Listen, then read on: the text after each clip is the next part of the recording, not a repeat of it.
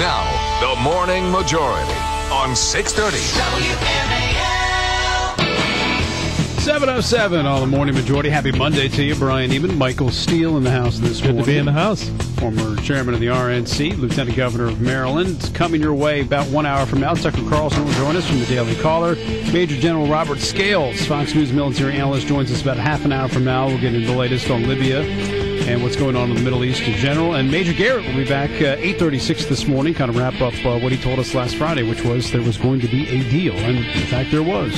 Joe DiGenova, former U.S. Attorney to the District of Columbia, our legal expert, joins us now. Now, this question is not a legal question, but I know you have an opinion, strong opinions on a lot of different things.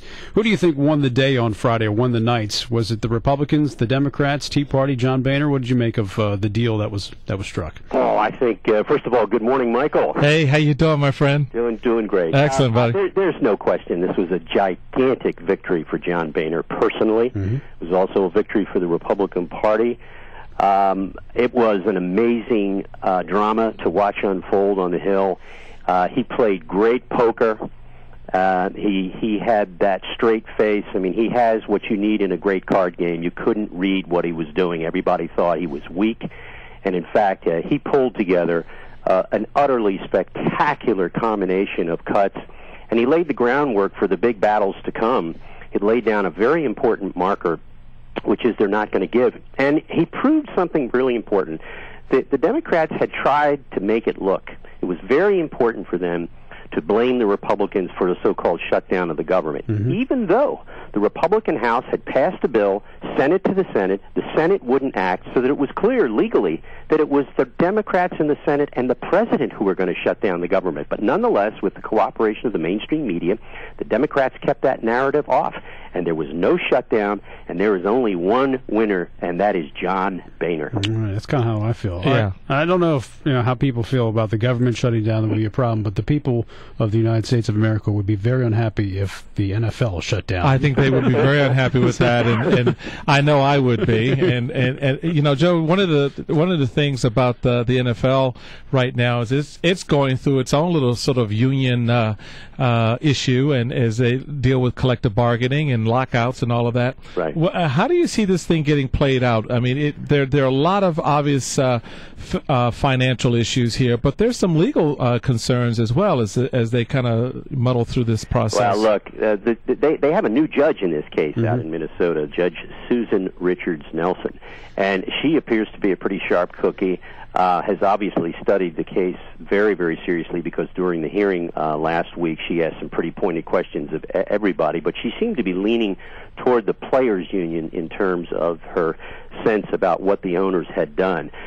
This week there's going to be a big decision on, she's going to order probably mediation, and the question is, where will that mediation occur? In the District of Columbia, where the owners want it, or in Minnesota, where the players want it? She will order mediation in Minnesota, which will be a Pyrrhic victory in one sense for the players, but a pretty important one, and it will tip her hand that she's probably going to rule that the billion dollar deal that the owners signed with the networks to get paid billions, even if there was no season, is probably illegal. Okay, how can you have forced mediation, I guess, if there is no union, because they voted to decertify, right? So exactly who are they meeting with? Is it just... A federal judge can do anything he or she wants. Well, that's kind of scary. Yes. Welcome to America. I was going to say, it's our system.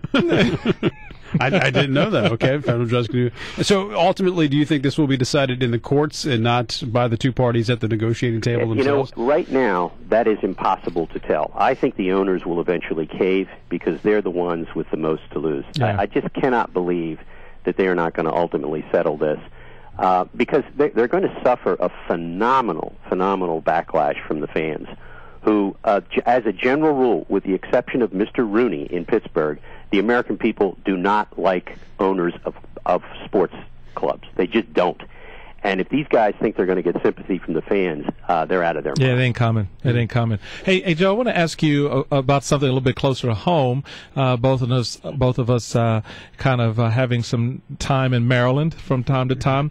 I'm sitting there right now. I know the legislature in the next 12 hours or so is going to be dealing with a medical marijuana bill, and this has been touted and proposed by Republican of all sorts. And what's your take there? I mean, how do you see this thing getting played up? This is an issue that I think we're going to see bubble up in the future, right?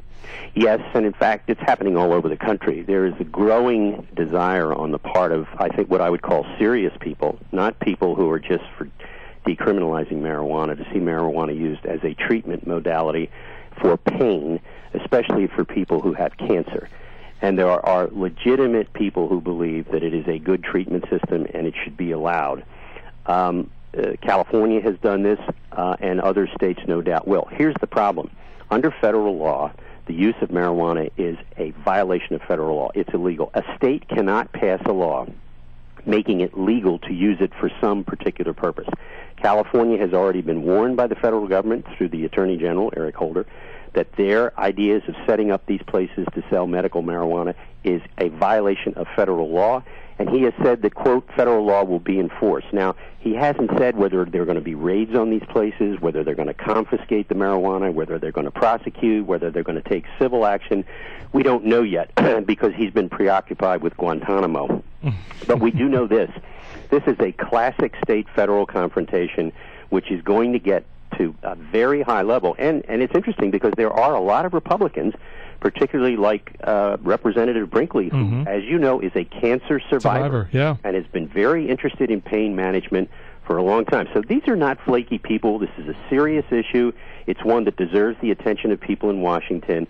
And I can't believe there isn't going to be a way to work this out. But as far as passing a law goes, they can do it. They can say it's the law of Maryland, but it's illegal under federal law. But don't you have the problem in Maryland, as is elsewhere, that here the user is not prosecuted, but the supplier is?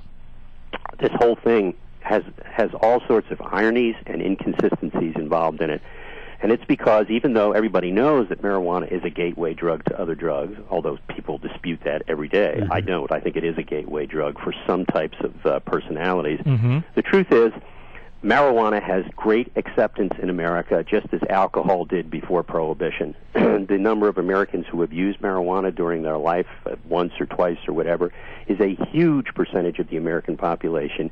And at a certain point in a society when something becomes acceptable and the government insists on continuing to prohibit it, you have not only a culture clash, but you have legal clash, and that's where we're headed here. But all this could go away if there was a federal law, if Congress passed a law that essentially said they could decriminalize marijuana for medical use? Yes, that would completely cure the problem. Okay. From marijuana to margaritas. I don't know if you saw this story or not. But Man, what a story. Unbelievable. A 15-month-old boy was, they were at Applebee's, his family at Applebee's, and instead of juice that they ordered for his sippy cup, he wound up getting margarita.